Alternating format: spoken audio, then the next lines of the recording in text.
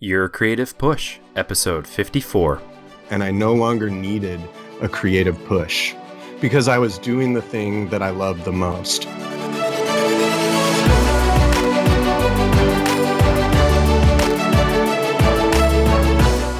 Welcome to Your Creative Push, the podcast that pushes you to pursue your creative passions. I'm your host, Youngman Brown, and my guest today is Nathan Carson. Now, this is a little bit of a different episode for you, and I love it. My man Darren reached out to me and suggested Nathan, and I take suggestions very seriously, and pretty much anybody that you suggest, I will reach out to and invite on the show. So for anybody listening, definitely reach out to me, youngman@yourcreativepush.com. But I reached out to Nathan and messaged him on Instagram, and before you know it, we were on a Skype call, and the interview just kind of started. So this is definitely a less structured interview than usual, because Nathan is a less structured artist than usual. And what's really interesting about this interview is he periscoped it. Like, he periscopes most of his art, and he'll get into that. But it was really fun to watch back after the interview. I followed him on Periscope and watched it from his end. And it's just, first of all, it's just weird to see that from the other end. But second of all, it was interesting to see because on Periscope, which was my first time watching, and so you can see what his followers are saying to him during the interview and the interaction that happens there. But he also got spammed by this like corn gang who just sent like the corn emoticon over and over again.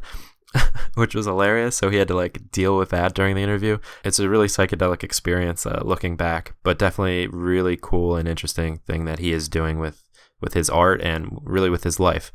And hey, just a thought. I know that Nathan is going to be listening to this on Periscope. So if you happen to be listening to this on the day it came out, which is, March 25th, 2016, you can go and watch him listening to the episode, which is a really interesting idea. Even if it slightly piques your interest to check out what Periscope is all about, definitely do it. I don't even care about download numbers on my end or whatever. I just love for you to watch him listening to himself on the podcast, if that makes any kind of sense. But I guarantee it will be an entertaining experience. And if you have Periscope, he is Streetarthustle. So with that being said, I'll get right into it. Nathan, thank you so much for coming on the show. Can you kind of just take a second to tell us the story about how you got to the point you're at now with your art? So Thanksgiving of last year, I was working for Wyden Kennedy, which is one of the biggest creative agencies in the world. And they laid me off and I was devastated. And I decided that I would never do anything I didn't want to do ever again. And just trust that I had enough value to society as an individual that they would keep me alive, or that I would die trying, but I would die an artist. And that was last Thanksgiving. And the Super Bowl commercials that I was working on just aired, like to give you an idea of where I used to be and then where I am now. And so I'm just doing this like renegade, desperate, throw yourself off the cliff thing, had no savings. I'm running up my credit cards and just street art hustling as hard as I can, trying to make $1 anywhere I can. And I'm recording the experience in podcast form at streetarthustle.com for if anyone wants to see if I'm able to make it. That's awesome. Wait, so when was this? When did this happen? This last Thanksgiving. Oh, wow. So it yeah, you're getting it in utero. I love that. Well, I mean, I don't love that, but I do love your attitude that you're just gonna do it.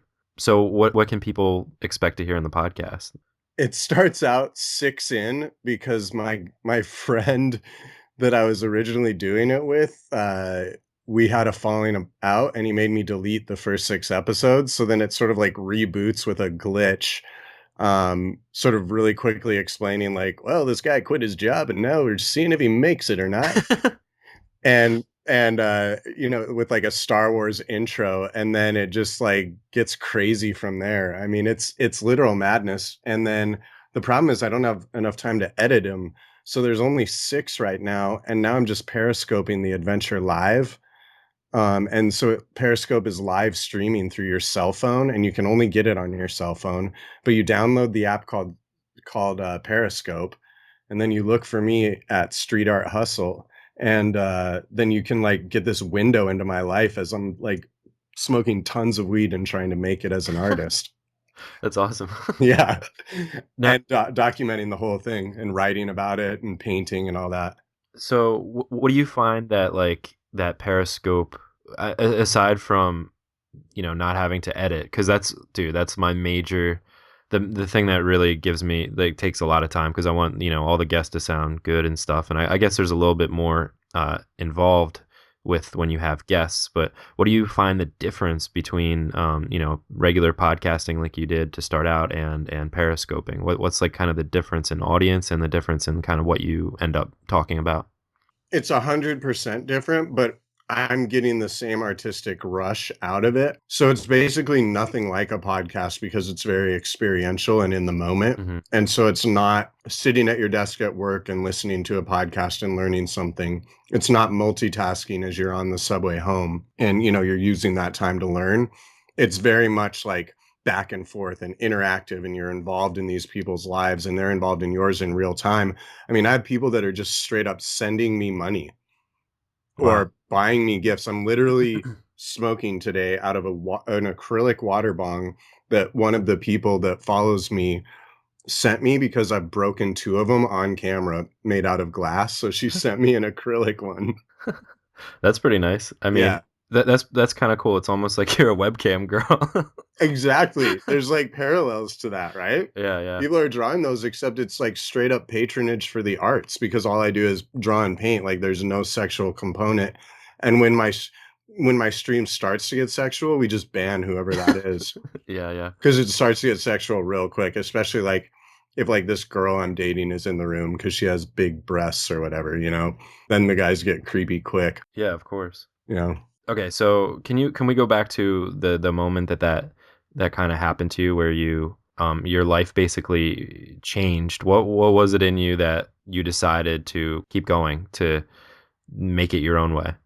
Well, I was just broken, man. Like it broke me because I was happy and I thought I'd found it because the job where I was at was so good, dude. Like I had made it to the top and I was making money and I was like part of a family, or so I thought. I was working with the lead creative mind behind Nike, Hmm. and he was like requesting to work with me. He didn't know me by name, but it was like that one guy. Hmm. And like, and we had the same interest and tastes in fonts. And then, we're totally vibing. And then next thing I know, I'm like laid off. Like that night they sent me home early. And next day, over email, right before lunch, they fired me. And it was the week of Thanksgiving. And my sister was coming out to visit. And I was looking forward to like taking her and showing her that I was like finally a big shot. Like I'd struggled and toiled and worked so hard for 10 years and I'd finally made it to the top. And they laid me off that week. And I was just like, it stung. Let's just put it that way. Yeah, of course. Now, what do you think gets you to do it every day? Like, I think a lot of people listening, they have daily struggles. They have resistances and things that hold them back, and things that make them not want to actually get to work. What do you think holds you back, and how do you kind of get through that every day? Well, right now, nothing holds me back because I have nothing to do all day except draw and paint and create content. So right now, it's just sheer terror is motivating me to keep going. And it's like hard to get sleep and it's hard to stop working and I have to force myself to eat. But before that, in the Wyden Kennedy days, I would, come home from work and put myself into a food coma and maybe make something for 20 minutes and just do nothing but feel guilty. Hmm.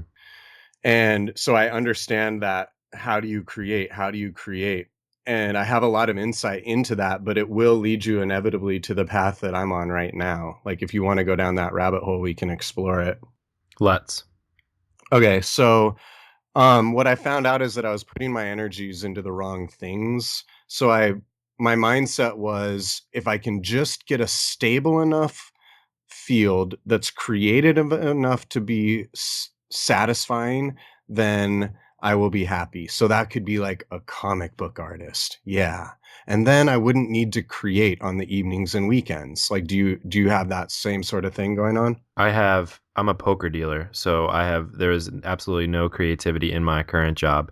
And actually, now that I have started the podcast, it it kind of sucks because I feel every time I go into work that I'm like dying because like this has become kind of like my life. This has become like definitely the thing that I want to do with my life, but I still need to make money. Okay. So I guess I had a different quandary than you. You found the thing that you loved. The thing that I loved was so outrageously stupid that you're not allowed to do it for a living. It was painting Warhammer miniatures. Mm, Are you familiar with that? I'm not. It's like a fantasy war game, so it's like little aliens and you paint them and then you fight other people's armies of aliens. Oh, cool. And like that's like my one true passion artistically. But I would never let myself explore that in the evenings and on the weekends because I had to get myself to the place where I was a serious artist making, actual money. And then I was allowed to do the things that I enjoyed, but I had to get to the top of the mountain first, right? Sure. And then I accidentally tripped to the top of the mountain in this other graphic design field. I wasn't even trying to, but I like fell in love with the money and all that. But the point is, I didn't allow myself to do the thing that I enjoyed. And here I am, and I'm in New York, I'm in Manhattan, I'm living it up, like everyone's jealous of me. And all I want to do is paint these Warhammer miniatures, but I'm still not happy because in my own mind, I'm not an artist yet. And so I just allowed myself on the weekends to start painting those Warhammer miniatures, and it poured out of me just for like 18 hours a day in the evenings. During the days, it was all I could think about, and I no longer needed a creative push Mm, because I was doing the thing that I loved the most. Like, my guess is you don't need to find time to edit your podcast. It's becoming an obsession and it's getting in the way, right? 100%. Yeah. That means that you found your creative push. So for me, before that, though, I didn't allow myself to just revel in that. You know what I'm saying? Yeah. I think that that's such a simple lock. I mean, it seems simple in hindsight, but I think a lot of people do go through that where they think that, whatever it is that they're creating is stupid or not aligned with what society expects of them or won't make money or whatever it may be. A lot of actually artists that I've talked to have said the same thing that they spent 10 years trying to find their voice with something else that they, like a teacher taught them or whatever, instead of doing the thing that the simple thing that they actually truly wanted to do, and how easy it is to kind of see in hindsight, but how hard it is to do in real time. Yeah, exactly. And I think the first courageous step is just allowing yourself to do the stupid thing with pipe cleaners that you've been planning on doing once you're successful in your own mind or whatever that may be, metaphorically. Did that make sense? Absolutely, yeah. All that matters is that it makes you happy. If you have some desire to do it, is just do it. Spend the time that you would be sitting and watching TV or whatever other thing that you're doing with the little free time that you do have, instead of trying to forget about how stupid of an idea it is, just to do it. Why not? Yeah, and I would include watching TV in that. If your true heart's desire is to watch TV, then watch TV harder and better than everyone, because my theory is that all you have to do is be the best. And the stupider and dumber the idea is, the more niche it is, the easier it is to be the best in that niche. So like my own art, I paint with something called alcohol ink and I do it on plastic paper. And so there's no competition basically. There's like almost no one in the world doing it, and I just like all I have to do is get to the top, and it like makes SEO easier, and it's what I love doing anyways, and on and on. And so like the dumber your idea, the more viable it becomes paradoxically, especially in the art world, in the creative world. Yeah, niche until it hurts, or niche, or however you say it, until it hurts, to find that very specific desire that you have or that you want to do. And guaranteed there's people that are kind of looking for content about that, and that will especially latch on, because if you can become, as you said, the leading expert in like the specific field that you're interested in, then the people will come and then they'll be with you forever. Yeah, I think niche is part of it, but the other part of it is love. So if you want to be the next Joe Rogan, Adam Carolla, whatever it is that you're into podcast wise, that's fine too. But the problem is, you just need to be, it just needs to be a love, and then you won't need a creative push. That's how you transcend the creative push, in my opinion. Or that's what happened for me. It won't work for everyone, but that's what worked for me. For sure. And the other thing is to not necessarily think about money first, to not do it for the money. And I think that a lot of times that the money kind of just comes if you are doing what you love and if you're being very authentic about it. I believe that, but I'm yet to see the money. I'm running up my credit cards. I'm like literally probably destroying my future, but I'm recording it in real time. Honestly, as a lesson for anyone else that wants to follow. Like, did he make it? Yeah, let's do what he did. Did he not make it? What can we learn from his horrible, spectacular real-time failure? Absolutely. I mean, you're like a fucking astronaut, I think. Like Yeah. you're just testing out your life basically. Can I ask, like, how do you feel? Like, how do you feel as like a person, like in comparison to when you had the successful job and all that? Oh, I walk with my head held high. I thought I was happy before, and I wrote this like really long soliloquy, with a Bukowski line at the beginning, just about how, I'd never be as happy as I am today again, but that doesn't mean that change isn't good and all this stuff. And I'm like way happier now. Cool. Is that still available to be seen? Yeah, I can even read it to you, and Yeah. I'm real good Yeah. at reading stuff. That's funny. I'm bad at reading stuff. Oh, okay.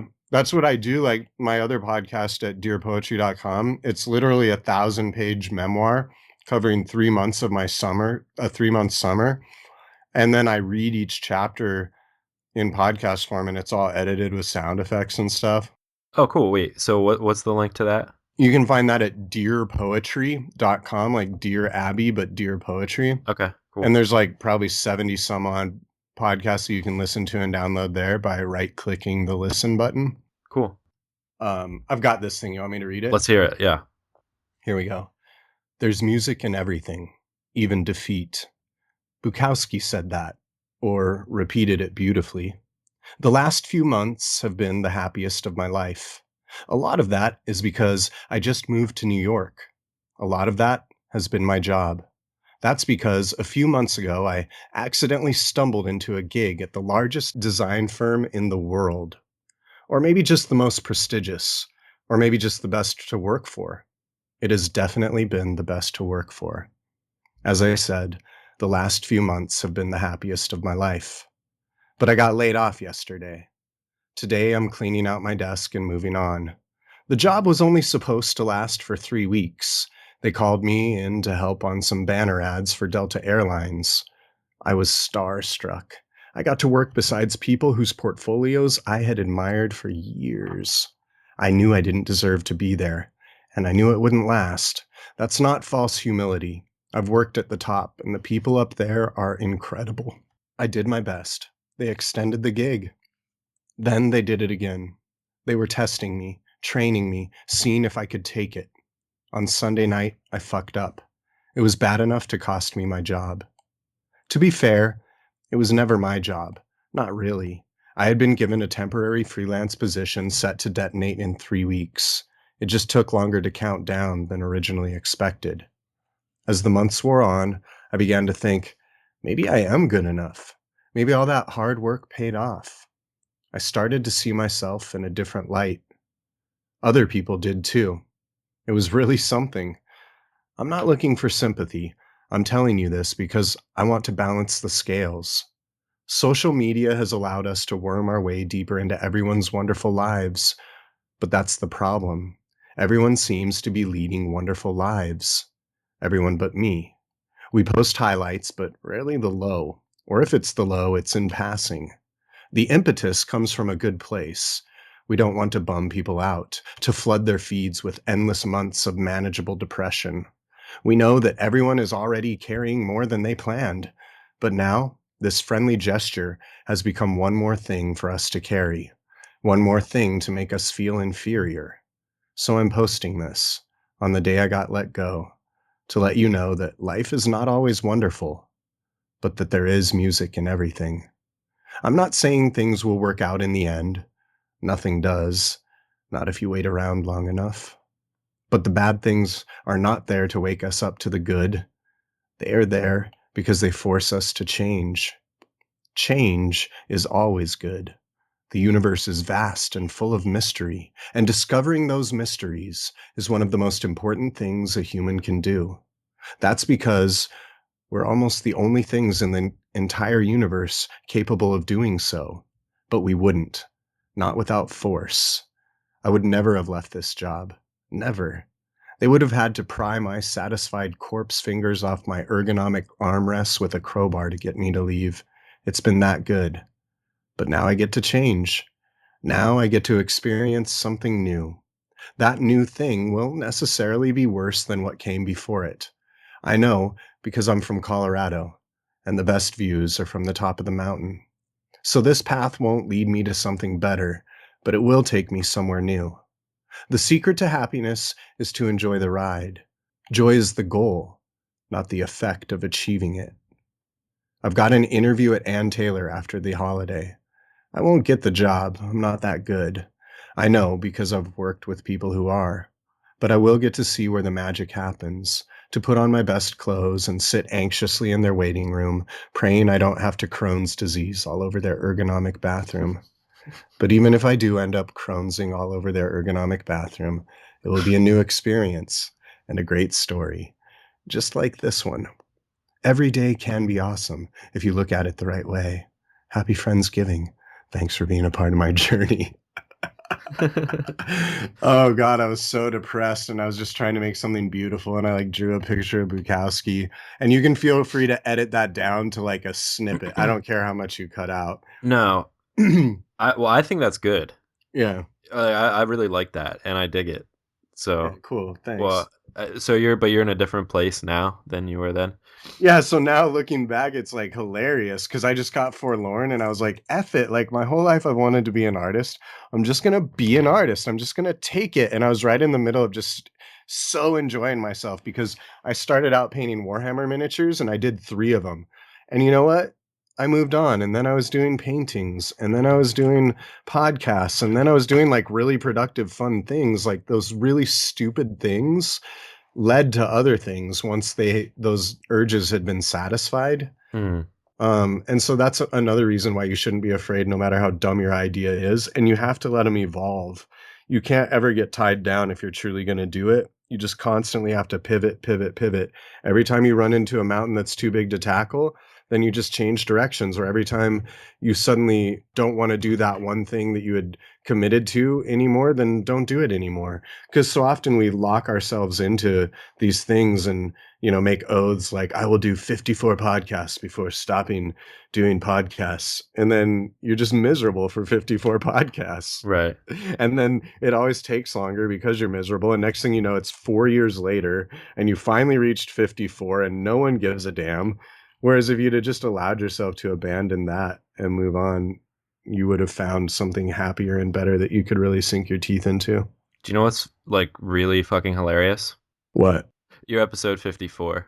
No way. I fucking swear to God. Dude, this shit happens to me all day, every day. And this is just another example. I have millions of recordings of it, so it's not even a big fucking deal anymore. But it freaks me the fuck out. And I'm high on weed anyways. And this shit happens constantly. I did not know that. I didn't look it up. I don't know who you are or what this is. This happens to me all. I could give you 15 examples just this week. It's laughable at this point. Yeah. No, it's synchronicity, I think. You think? Carl Jung, you know him? You studied him? I haven't studied him. I just know a little. I listen to Rogan, so I know about what he says about synchronicity. Well, and just I'm very into. I don't know if I believe it, but I think it's interesting to think about. I find that when synchronicities do happen, it's usually it does feel like a positive thing. It feels almost like a wink from the universe that you're on the right path. That's just my opinion. Yeah, that's how I feel too. And me and the guy that's helping me out, we call it walking the path. Yeah, yeah. Well, so yeah, like you said, when you kind of scratch the itch on a bunch of different things, and that's one of the things I talk about in this podcast a lot. It's when you get an idea to do something, especially creatively, it's almost like a mandate from the universe, and it's just like a thing that gets added to your queue. and until you finish it, like, you're gonna die like regretting not doing that thing. So I think what you're experiencing is just kind of scratching a whole bunch of itches because you have a lot of different time, to get through them. I think that's really cool.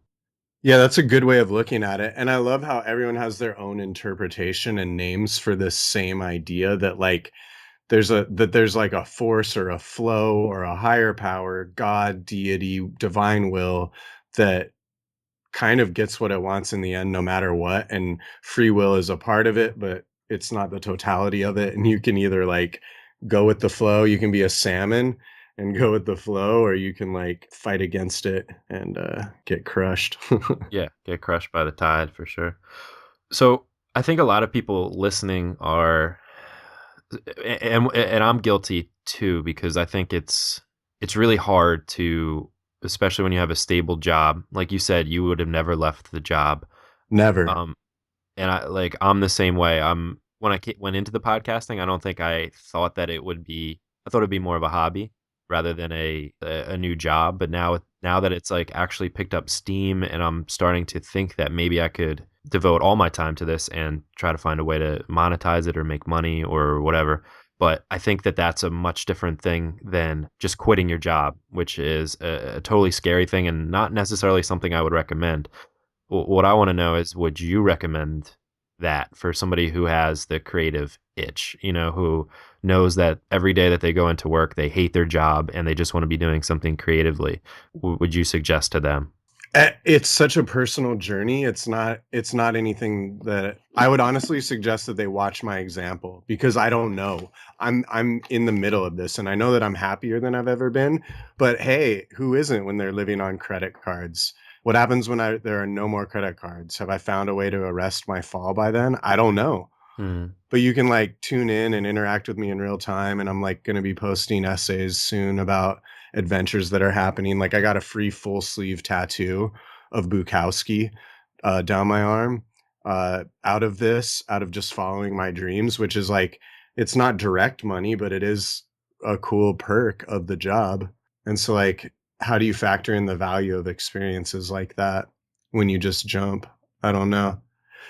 So honestly, yeah, I don't have an answer to the person that yearns to be free, so to speak. I will say that it's really hard once you leave and you spend a lot of time doing administrative work, that right now you have a secretary and a boss and someone else do for you. You spend most of your time doing that and very little time creating once you jump. And so you have to be very focused. But the point is, you might not get much more free time or actual creation time than you are right now, just because you spend so much time doing secretarial aspects of the day-to-day life of an artist. yeah, that makes a lot of sense. And that's just in the beginning stages. Again, eventually you get to the place where you hire an assistant. That's how, but right now I'm paying my dues on being someone's assistant. It's hard. It's really, really hard. And I love every second of it. So I'm such a perfectionist that I don't know if I could ever outsource what I do. you got to give up on that, man. Yeah, You yeah, have to get rid of that. That's rule number one, is that you have to get rid of perfection. yeah, You get to achieve perfection someday, but you don't get to start there. right, Yeah, you don't get to be Adam Carolla yet. You don't get to be Joe Rogan yet. yeah, You have to pay your dues, and part of that is that the quality has to suffer. yeah, And then you just have to keep churning content. yeah. That's the grind is putting out the content. All right, well, we've reached the 30-minute mark, so all of a sudden the interview's over. Cool, man. But Nathan, I just want to just thank you so much for coming on today and just for being so honest, not just in this interview, but just in your life. And I feel like I know you so well after only talking to you for 30 minutes. This was a really awesome interview and just really good experience. Hey, thanks, man. I totally agree. And you can find Nathan at streetarthustle.com and on Periscope and on Instagram. He has Street Art Hustle. You can also find him on dearpoetry.com, as he discussed in the episode. And anything else? Yeah, my podcast on iTunes is My Friend's Divorce. Okay, cool. And you can find all those links on our show notes page at yourcreativepush.com/54. So weird, man. I Yeah. can't wait to have that up just for posterity's sake, just because I'm always like talking to anyone, dude, you can't believe all these coincidences. And then now I have one recorded randomly with you. Oh, it's so great. Good luck with everything. I can't wait to check it out.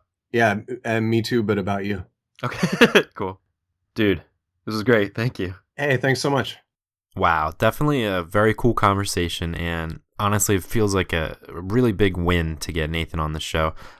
Just a completely different story from someone who's doing things, completely differently. I love the idea of, things going south quick and just deciding that you're never going to do something that you don't want to do ever again. And I love how he just kind of scratched the itch and was able to cross a lot of things off of his creative bucket list real quick, and how he's doing it all live on Periscope. And that's the funny thing. I can totally see myself getting sucked into Periscope, because it's really interesting how you get into a completely different mindset. For example, I love when I get interaction from you. You and I have this relationship. You let me speak into your ears every day, and you listen to me talk with these amazing artists and creative people. And our entire intention in these talks is to get you to do your work. Yes, you. So a simple email from you, or Instagram comment, or comment on the show notes page or Facebook post is completely amazing to me, because I get to feel you. I know how many people are listening every day, but it's just a number. And when I get just a brief glimpse into your life and how you found the podcast and how it helps you, I can't tell you how much that means to me and how much that drives me to keep the show going, which is why I really appreciate Darren reaching out to me and telling me about his creative process and how he found the show and who he wants to be on the show. And look what happened. He got Nathan on the show. But anyway, the idea of Periscope is just awesome to me. You set up your feed, and then you're just swimming in this pool of constant feedback all the time in real time. And your followers can comment on what you're doing, and you get to talk right back to them. I was really sucked into watching Nathan interact with his fans and his followers. And definitely a really surreal thing to hear my voice on his end while he's being interviewed. It's just kind of a mindfuck. But I really do hope that this inspired you to get your work done, and perhaps go check out his Periscope, watch him doing some art, and interact with him. It's really that simple. You just log on, watch him do work. He'll probably say hi to you when you enter the feed, and you can literally just talk to him, tell him how you found him, and go from there. And maybe you want to incorporate Periscope into your art, and you can ask him about it. I'm sure he'd be happy to tell you all about it.